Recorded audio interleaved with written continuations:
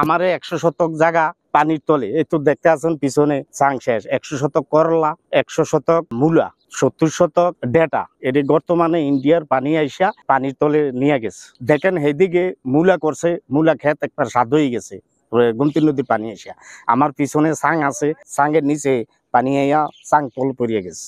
সব করলাগুলা সব ফচ্চা গেছে। এই মুহূর্তে বেচা কালে আমি 80,000 টাকার মতন আমি মনে হয় বেচায় পাইছি, আরো 2 লক্ষ টাকার মতন আমার এই লস আছে। ওই সময়টার ভিতরে দুই ধাপে পানি আসছে, পাহাড়ি ডল আসছে, কিন্তু এখনকার যে ডলটা আসছে ওইটা আর মাইনে নেওয়ার মতো না। আর্থিক সংকট তো আছেই, আর এটার প্রতি যে করবো বা কেউ নজর দিব ওই যে একটা অবহেলিত হয়েছে, ওই কারণে আর কিন্তু কৃষক আগাইতে যাচ্ছে না। আর কেউ যে আর্থিক ভাবে করবে ওইটার মনে হয় না সম্ভব হবে। কারণ হচ্ছে এই যে একটা ক্ষেত ধরেন, এই ক্ষেত্রে 50 শতক ক্ষেত, এই ক্ষেত্রে প্রায় 3,11,000 টাকার মতো আমার মূল টাকা আছে। ওই টাকাটা কিন্তু আমার ব্যাংক থেকে ঋণ নেওয়া, করলা, ভেন্ডি, ঝিঙ্গা, বিভিন্ন আইটেম মিলে এই যে 6 শতক জায়গা করতে যাই আমার মোটামুটি 11 লাখ টাকার উপরে আমি ব্যাংক থেকে ঋণ নেওয়া। কিন্তু এই মুহূর্তে সেই যে সর্বশান্ত হয়েছি, এখন তার দাঁড়ানোর কোনো সুযোগ নাই। আমাদের আসলে সাম্প্রতিক অতিবৃষ্টিজনিত জলাবদ্ধতায় এবং গোমতীর পানি বেড়ে যাওয়ায় গোমতীর চর সহ কুমিল্লা জেলায় সবজির কিন্তু ব্যাপক ক্ষতি হয়েছে। আমাদের প্রায় 6,337 হেক্টর জমিতে সবজি আবাদ হলেও মোটামুটি 1,335 হেক্টর জমির সবজি কিন্তু আক্রান্ত হয়েছে। যেটুকু জমি আক্রান্ত হয়েছে এর পুরোটাই কিন্তু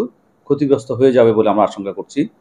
কালার এক্সপার্ট, জর্জ স্যাপ এবং মাইল্ড অন হ্যান্ডস টেকনোলজি সমৃদ্ধ অরিক্স ক্রিস্টাল ওয়াশ আপনার গোমতীর চর সংলগ্ন যে উপজেলাগুলো আছে, আদর্শ সদর, বুড়িচং, দেবিদ্বার, এই সকল উপজেলা মিলে গোমতীর চরে আমাদের প্রায় 100 থেকে 120 হেক্টর জমিতে সবজি আবাদ হয়। এই সব মিলিয়ে 1,335 হেক্টর জমির সবজির ক্ষতিগ্রস্ত হওয়ার ফলে এটার প্রভাব অবশ্যই পড়বে।